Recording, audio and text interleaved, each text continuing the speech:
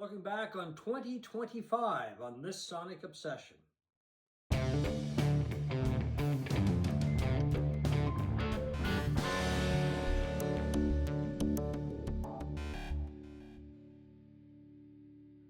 Hello, folks. I'm John Whidden. Right there beside me is Steve McLeod. You almost forgot my name. It's been so long since we've been. I was going to get you to write it out for me, but it did come back to me. Anyway, yeah, we haven't done a show for quite a while. One of the reasons is that my wife and I were gallivanting around New Zealand and Australia for a few weeks. Had a wonderful time. I want to thank everybody in New Zealand and Australia for being so hospitable. Thank them for being so nice. Met some really interesting people. Went to some really nice record stores, really interesting record stores. So we're going to talk about that hopefully in a future program. But anyway, we just really haven't had a chance to get together and talk about what we liked from 2025. So this is going to kind of be not a numbers release like number one or number two. We're just going to grab a few things, or I've grabbed a few things, and so is Steve. Some of the things that we liked from the past year. Studio albums, reissues, whatever. Yeah, could be a live album. I suspect in my case, it definitely is. Yes, and I have a little story to go with that too. So anyway, I'm going to turn it over to you. So what is your... I'm not going to say number one pick, but your first pick for 2025. My first pick is Antidepressants by Suede. Suede is the former Brit pop band from the 90s that has had a real resurgence in recent years after a bit of a break from recording albums and touring and all of that. And if you like guitar music, which seems to be a pretty rare thing in 2025 or 2026. Yeah. I mean, not a classic rock, but a classic rock guitar-oriented album. This is it. It's amazing. It relives. I have heard a lot of that. I haven't heard it all, but I really like it too. Yeah. I was actually quite surprised at the band, the sound of Suede, because I never really paid much attention to Suede over the years. I don't think a lot of people in North America did. Yeah. You know, I have a couple of their early albums, and this thing, to me, surpasses all of that. If you like the heady days of Britpop, this is a Britpop album. It's a mix of glam, crunchy guitars, jangly guitars like Echo and the Bunnymen, the crunchy guitars of, say, The Verve or somebody like that, and the doom and gloom of The Cure. This is it. I mean, look at that cover. It looks like a guy, I don't know what that is. We were just discussing, what is that? Well, that's obviously Brett Anderson, the lead singer. Is he sitting at a meat locker or something? Or is it wings or something? Yeah, I don't know what it is, but it's dark and it's kind of gloomy, and so Brett, if you're watching, tell us. Yeah, it does sort of reflect the whole overall tone of the record, although it is very jubilant as well. Like this is a danceable album. Like the song Dancing with Europeans, is that what it's called? Yeah. Just contagious and infectious. And it's just a fantastic album. If you love guitar rock, this is it. Okay. Yeah, as I say, I haven't heard it all, but I've heard what I have heard. I really like it, so I might have to pick that up. 2025 album in 2026 is cool. All right, what's your first, John? My first choice goes to one of the guys that I really like.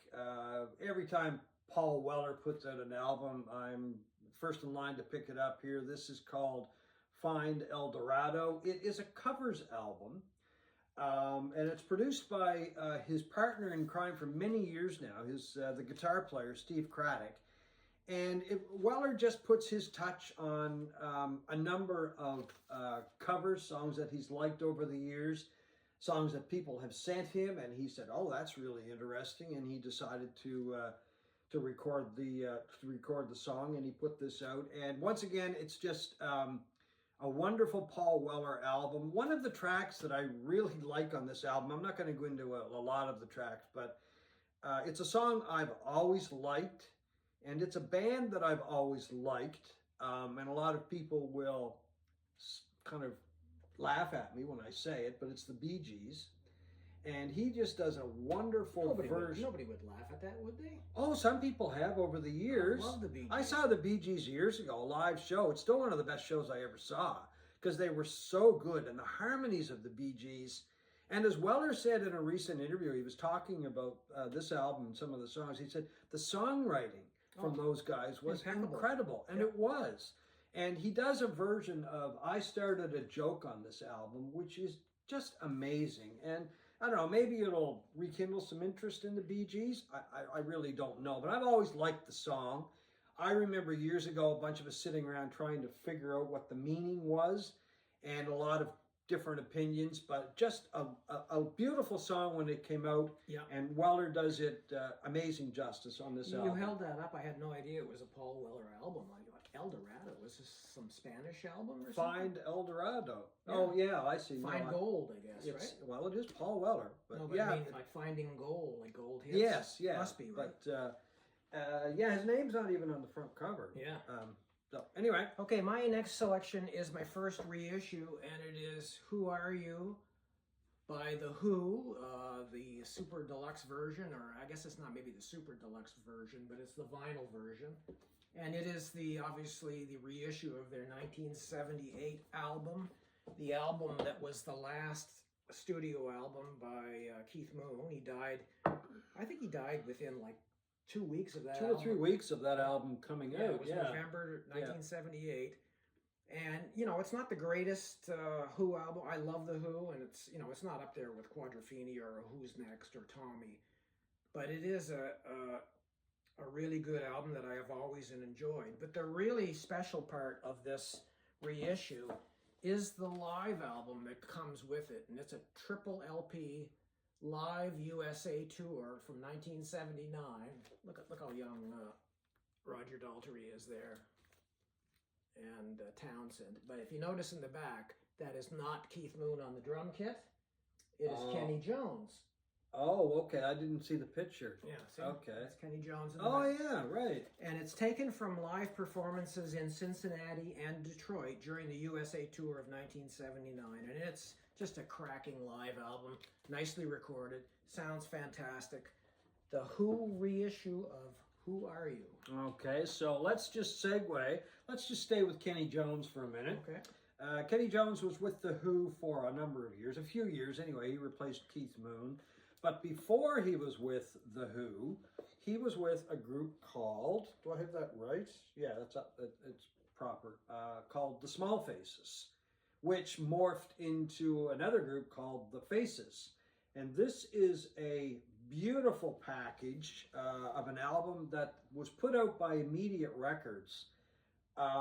Just as the Small Faces, they had either broken up or were breaking up, and basically to make some money because the record label was folding, and it's called The Autumn Stone, and it's a number of tracks. But anyway, a lot of people loved the album over the years, so Kenny Jones has taken upon himself to reissue a lot of the Small Faces material. He's reissuing some Humble Pie material as well, because Humble Pie was on Immediate Records. But he put this out a few months ago. So it's got the album Autumn Stone, and there's a number of other tracks on it as well. It's actually a 3 LP set, and I don't know if it was released on CD or not. I got the album set, so there's 3 albums in there, and there's a photo as well. But it has a beautiful book. And I'll get Steve to hold the book up. What did I do with it? That's a beautiful package. I like it. Oh, it's, yeah. I've never heard that album. Oh, really? No. Okay, so here's the book if you want to flip through it, if you can. It's heavy, actually. Hardcover. Yeah. A lot of pictures, essay, of course. Just do a couple of things. And for those who don't know, the Small Faces were a group made up of Kenny Jones, Ronnie Lane, Ian McGlagan, and Steve Marriott. And Kenny Jones is the only surviving member. So anyway, he put together this 3 LP set. It's got the original album, The Autumn Stone, and then a number of other tracks that he collected over time. Some of the stuff is acoustic, some of it is live, some of it was released before, some of it's unreleased. It's just a wonderful package if anybody's into the Small Faces. I am.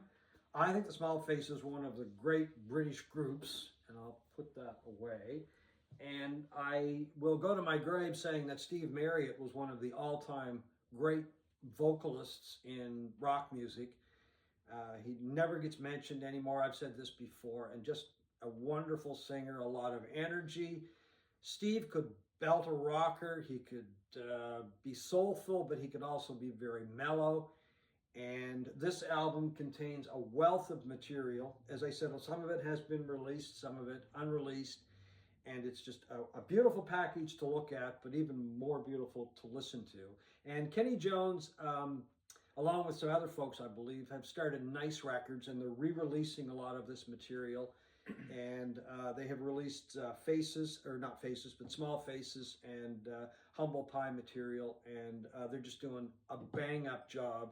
And I'm just going to keep on top of that, because some of that music is just, it's priceless. It really is. So anyway, that was my segue from Kenny Jones, The Who, to Kenny Jones with Small Faces. Well, I'll take a real turn to a different direction. Kathleen Edwards, Billionaire. This is probably the album I enjoyed the most this year. Yeah, you've been raging about that for a while. Not raging. Raving. Yeah. Did I say raging? Yeah. Sorry, Kathleen. We haven't done this for a while. So.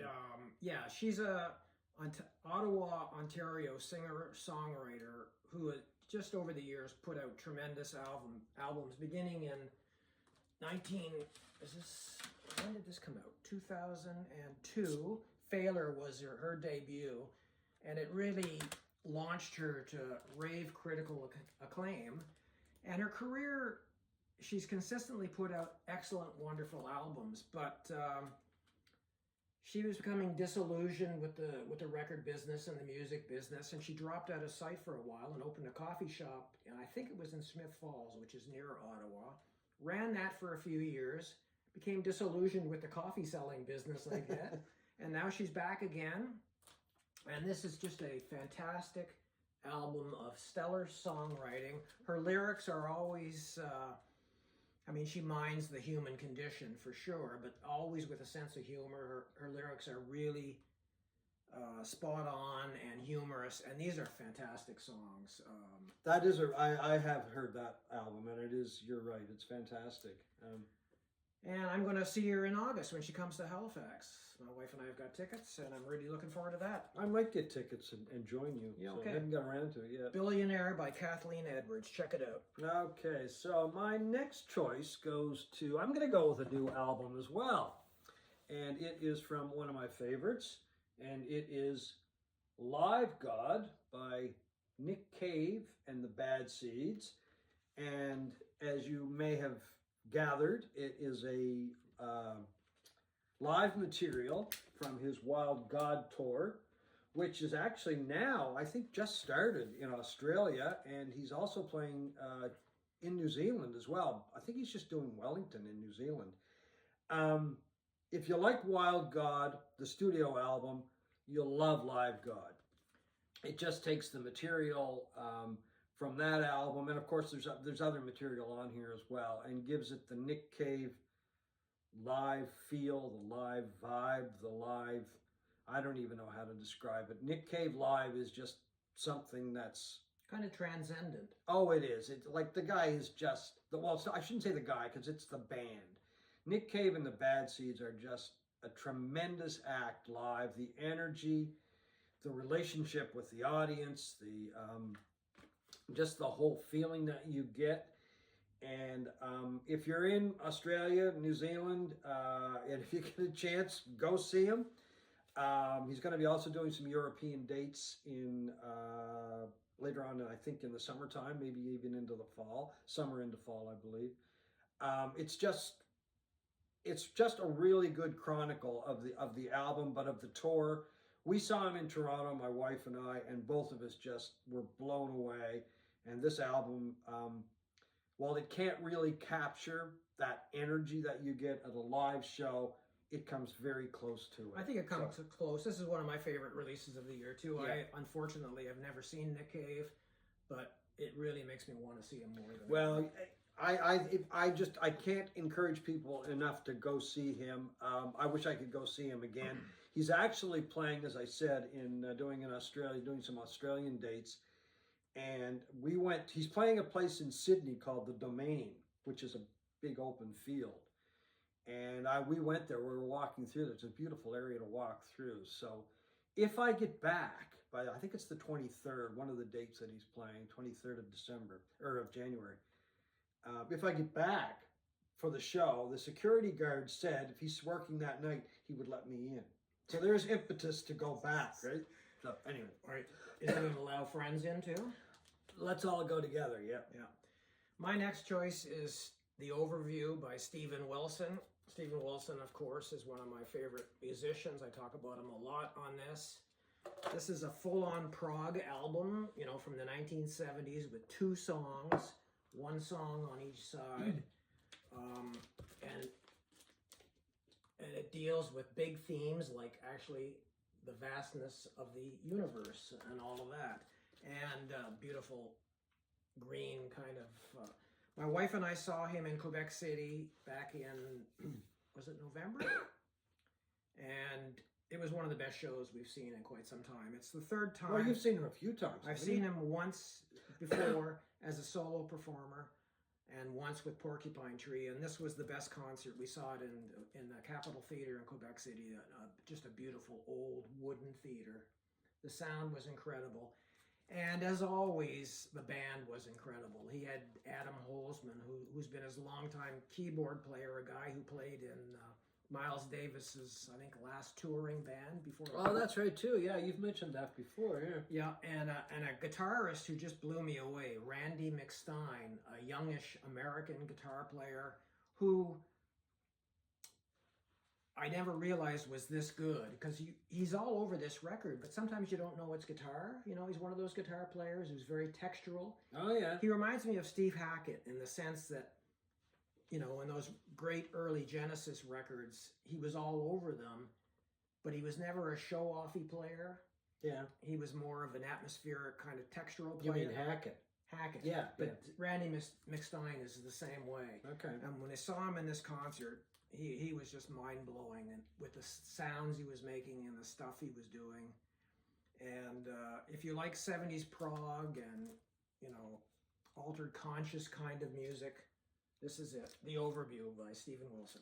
My next choice goes to Nebraska by Bruce Springsteen, and it's a reissue, and it's also an additional package. Is that a good way to put it, I guess? Because it includes a remaster of the original Nebraska album, but it also includes outtakes that were done around the time of the Nebraska recording, and it's also got Electric Nebraska, which Springsteen didn't even realize that he had recorded until he went digging around. Well, he'd forgotten about it. He'd forgotten about it, yeah.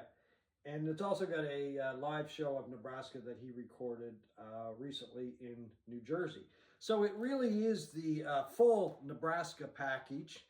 And it is just an amazing package. The Electric Nebraska, I don't know, initially it didn't really do a lot for me, but I've come to like it. I've come to really enjoy it. The remaster of Nebraska, I mean, really, what could you really do with it? Because it was recorded on a pretty basic machine, and it sounds good, don't get me wrong. It probably does sound better than the original, but it's just, once again, it's one of these packages that you kind of buy it for the package, because it's got, obviously it's got the albums. It was a 4-album set, but it's got a beautiful booklet in it. And anyway, it's one of those things that a really welcome addition to the discography of Springsteen, because it contains, as I said, the original Nebraska remastered. It does sound better. I shouldn't be so cruel. And it includes the Nebraska electric version, which is interesting. Yeah, but I still prefer the acoustic. My next choice is an album I think John appreciates too, and it is the Luck and Strange Concerts by David Gilmour. And it's a 4-album set that covers David Gilmour's recent limited tour, which hit dates in London, Rome, New York, Brighton, England, and New York, and LA. And LA, yeah. And on it, he covers the entire Luck and Strange album, which was a great album, and also classics from Pink Floyd, including Comfortably Numb, Sorrow, Scattered, Fat Old Son. And Oh, stuff. Fat Old Son, yeah, Yeah. from Adam Hart Mother, yeah. And easily it was one of the best concerts we've ever seen. And because It was magical. It really was. It was just all about. I don't want to say it was all about the music. It was all about the environment that we found at the Royal Albert Hall. It was a tremendous show in the fact that the light show and the effects were such an integral part of it. And you don't obviously get that on the record. You do get it on the video. I've watched quite a bit of the video from the Rome show, and it's amazing. But to see this band, Gilmore and his band live, was really incredible. And as I say, the effects, the lighting, and the effects that went with it were just such an integral part of the show. But it was the music that stands out. It really was. I mean, it was just, but the effects just really added to that. And they put a lot of work into the effects, that's for sure. So, and yeah, that's just a great package as well. You got anything else, sir? I have one more CD. Now, this is an album, or I shouldn't, it's not an album, it's a CD, and it is by a group called The Bats, and it's called Corner Coming Up, and it was released last year. Did you ever hear of The Bats? Never heard of The Bats. Never heard of The Bats. Well, The Bats have been together since 1982. Wow. Okay, no personnel changes. They've recorded, they've stopped playing together, they've recorded again. They started off on Flying Nun Records, they're back on Flying Nun Records. So they're a New Zealand band? They're a New Zealand band, got their start in Christchurch. And I just want to read a couple of little things here. Basically, they were part of the Dunedin Sound, which was new to me. Had you ever heard of the Dunedin Sound? I might have. I couldn't tell you who was in it. Okay, Maybe the Chills or somebody like that? Yeah, the Chills were involved in it. The Clean, the Verlaines were just a couple of other bands. And of course, it was the Dunedin Sound was started in Dunedin, New Zealand. But this band, the Bats, were formed in 1982 in Christchurch. And it is just a really good, and the whole Dunedin Sound, I'm going to read about it because this was something that I found on Wikipedia. Where do we always go for, we can't, if we don't know something. Anyway, the Dunedin Sound was typically marked by the use of droning or jangling guitars, indistinct vocals, and often copious quantities of reverberation. Many Dunedin Sound bands drew inspiration from punk rock as well as pop, rock, and psychedelic music of the 1960s, and that is very evident with the Bats. I've only heard a little bit more of their material other than this album, this CD. This is the newest one, by the way, and I was curious about them, so I picked it up at a Flying Nun record store in Christchurch. Had a really good chat with Matthias there, and we're hopefully going to do a show on that. I've got some albums coming, so we want to do a feature on that somewhere down the road. But just a really good, I don't know, pop band, I guess. They're classified as rock, pop, you know, kind of indie pop, which, I don't know, covers a vast range of material. I really enjoy it. I've been listening to it almost nonstop since we got home. Picked up the CD because, of course, it's easy to carry.